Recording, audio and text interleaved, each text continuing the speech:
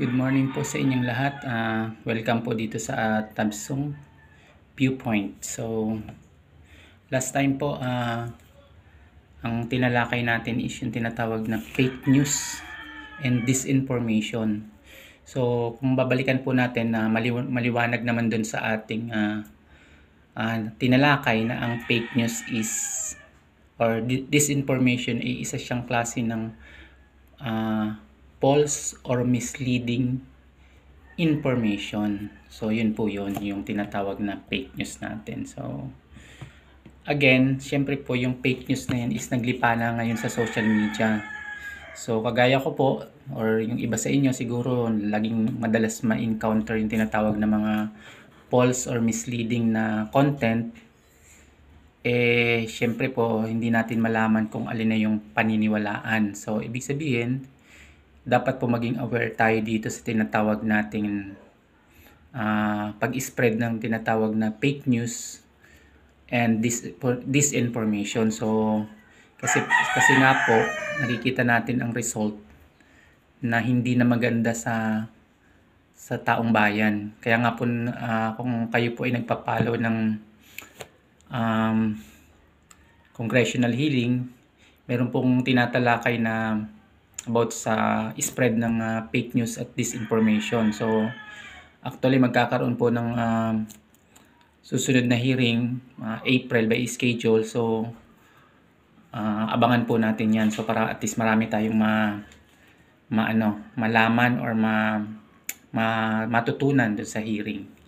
So, again, na-explain na po natin doon sa previous episode natin yung kung ano yung tinatawag na fake news. Ngayon, dito po sa topic natin ngayon is yung isang aspeto kasi ng fake news.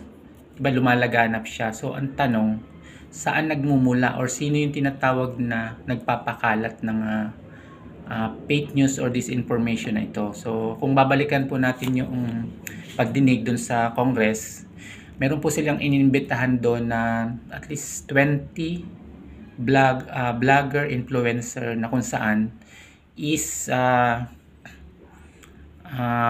di umano ay sinasabing nag-i-spread ng tinatawag na fake news or disinformation. So, yung mga personality po na yon is babanggitin yon or nabanggit na nung previous hearing. So, abangan po natin yung sino-sino pa yung mga madadagdag doon sa sa listahan, kumbaga. So, ang tanong po natin dyan is ano ang purpose? Bakit nila pinapalaganap yung tinatawag na fake news? So, according po sa sa mga expert or yung mga particular na nag-aaral dyan sa pag-spread na yan ng fake news and disinformation is siya, may tinatawag na financial monetary reward, kaya nila ginagawa yan, isang reason. So, kung mababanggit po sa isang pahayagan po, meron nilabas ang NBI na nagkakandak sila ng investigation kung sino po yung nagpipinance doon sa mga tinatawag natin na nagpapakalat ng fake news or disinformation. So, sana po abangan din po natin yung result ng investigation ng NBI at para maging aware din po tayo sa mga kung sino yung nagpupondo ng ang description nga po nung isang nagsalita na about sa findings ng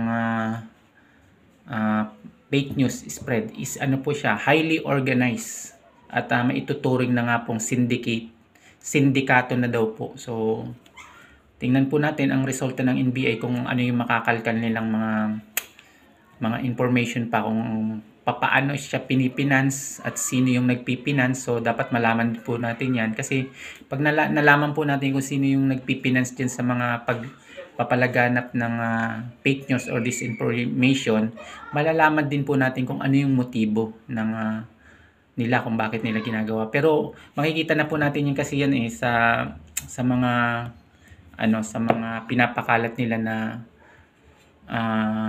fake news. So makikita natin kung ano yung purpose at ang ano na lang po kasi, ang kulang na lang kasi yung mga pangalanan in public kung sino yung mga nagpapakalat na ito ng fake news or disinformation na tinatawag. So again po, para sa atin mga kagaya ko or yung iba nating mga kababayan na lagi nakatutok sa social media, ang importante po ay maging aware tayo dun sa lumalaganap na fake news para at least hindi po tayo nabibiktima. Tandaan po natin na ang fake news, disinformation is false information. Ibig sabihin hindi totoong information na pinapakalat sa social media. So ibig sabihin tayo po mismo na mga participate sa mga discussion, dapat po matutunan natin kung papaano tayo makakaiwas mabiktima ng tinatawag na fake news at saka disinformation. Kasi unang-una po, hindi po yun nakakatulong sa atin, sa bansa natin. At the same time, nagkakaroon tayo ng mga division sa ating mga kababayan. So nagiging tinatawag po niyan polarization. Nagkakaroon ng polarization yung society natin. So nagkakaroon tayo ng pro, anti sentiment na tinatawag. So siyempre po, pagka nagkakaroon ng tinatawag na polarization, depende po yan kung gaano kalalim at kung gaano kalala. Sana naman po hindi siya mauwi dun sa tinatawag na pag-aaklas, di ba? So yung iba nga po nagkakaroon ng tinatawag na kaso, 'di ba? Nakakasuhan yung iba na umahantong na sa tinatawag na sedition. Ibig sabihin yung ginagawa nilang mga fake news is nauuwi na sa sedition na, which is violation sa ating batas po 'yon. So dapat po mag-ingat tayo doon na makilahok sa mga ganong gawain na illegal sa batas natin. Sabi nga po ng ibang mga expert, although karapatan natin ng magkaroon tayo ng tinatawag na freedom of expression or freedom of speech, which is guaranteed po yan sa ating constitution, pero sabi nga po ng mga expert dyan, yung freedom of expression at saka speech ay may tinatawag na limitation. Kasi may mga existing batas po na pag tayo po ay nag-violate, which is pwede po tayong makasuhan. So yun po ang dapat pag-ingatan natin. Hindi porke sumusuporta tayo sa isang grupo or sa isang tao, gagawin na po natin yung mga labag sa batas. So siyempre, again, tayo po ay responsable dun sa ating mga statement na pinapalabas sa social media. So ibig sabihin, maging maingat din po tayo na huwag tayo madrag dun sa kaguluhan. Dapat po tayo maging maging neutral tayo, or ibig sabihin hindi tayo nakakatulong mapasama yung sitwasyon. Yun po ang kailangan nating gawin bilang nagpa-participate sa ating malaya or democratic form of government. Ibig sabihin may kaakibat po kasing responsibilidad yan. So dapat po yun ay lagi nating tatandaan pag tayo ay nasa social media. So dito po sa Tabsong, ang advocacy po natin again is para sa katotohanan lang po at para sa data or based on data or mga tinatawag na pawang katotohanan ang kailangan natin na palawakin para at least ma-encourage natin yung mga kababayan nating Pilipino na gumawa ng mabuti. So yun po yung ating advocacy dito sa Tabsong viewpoint. So sa mga interesado po na mag-participate sa ating mga discussion, mas maganda po mag-subscribe kayo sa channel na to bilang support para at least tuloy-tuloy natin yung conversation, kasi tayo po lahat dito ay pro-Philippines tayo. So yun po ang aking tinatayong stance ng Tabsong viewpoint. So pro-Philippines tayo, at later on i-explain natin kung bakit tayo pro-Philippines at the same time kung bakit dapat neutral ang stand natin pagdating sa mga usaping politika. Okay?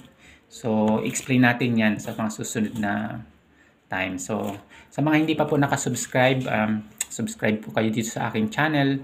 And pag may comment kayo or suggestion, pakisulat po dun sa comment section natin at babasahin po natin yan para at least pag maganda po yung message ninyo, ipipicture natin yan sa susunod na episode natin. So, hanggang dito na lang po at see you sa next episode natin. Maraming salamat po. Peace. Peace.